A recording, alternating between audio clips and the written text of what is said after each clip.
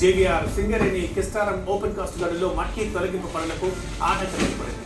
మొత్తం 200 ఎకరాల్లో నీట మునిగిపోయాయి వరి పొలాలన్నీ. ఆ పొలాన్ని పరిశీలించారు సత్తుపల్లి ఎమ్మెల్యే మట్ట రాగమయ్య. భద్రాచలం ఏజెన్సీలో ఎడతెరిపి లేకుండా వాన పడుతోంది. పొంగి పొర్లుతున్నాయి వాగులు వంకలన్నీ. రోడ్లపైకి పెద్ద ఎత్తున వరద నీరు వచ్చి చేరింది. ఇటు భద్రాచలం పర్ణశాలలో నీట మునిగింది సీతమ్మ నారచురల ప్రాంతం. సగానికి పైగా మునిగిపోయింది సీతమ్మ విగ్రహం కూడా.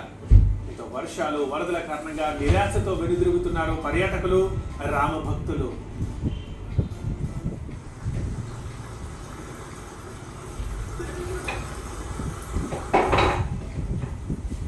ఉమ్మడి ఖమ్మం జిల్లాలో వర్షాలు మామూలుగా లేవు, దంచి కొడుతున్నాయి. సత్తుపల్లిలో అయితే నిన్న రాత్రి కుండపోత వాన పడింది. ఇటు ఓపెన్ కాస్ట్ గనుల్లో 22,000 టన్నుల బొగ్గు ఉత్పత్తి నిలిచిపోయింది. అండ్ వరి పొలాలు 260 ఎకరాల్లో నీట మునిగిపోయాయి. దీనిపై సత్తుపల్లి ఎమ్మెల్యే మట్ట రాగమయ్య నీట మునిగిన పొలాన్ని పరిశీలించారు. అటు భద్రాచలం ఏజెన్సీలో ఎడతెరిపి లేకుండా జోరు వాన పడుతోంది. వాగులు వంకలన్నీ పొంగి పొర్లుతున్నాయి. రోడ్లపైకి వరద నీరు చేరుతోంది. మనం చూస్తున్నాం విజువల్ రైట్ సైడ్ బాక్స్ లో భద్రాచలం పర్ణశాలలో సీతమ్మ నారచరల ప్రాంతం నీట మునిగింది. ఇక సగానికి పైగా మునిగిపోయింది సీతమ్మ విగ్రహం. దీంతో బాధతో నిరాశతో వెనుదిరుగుతున్నారు సీతమ్మ రామభక్తులు అండ్ పర్యాటకులు కూడా.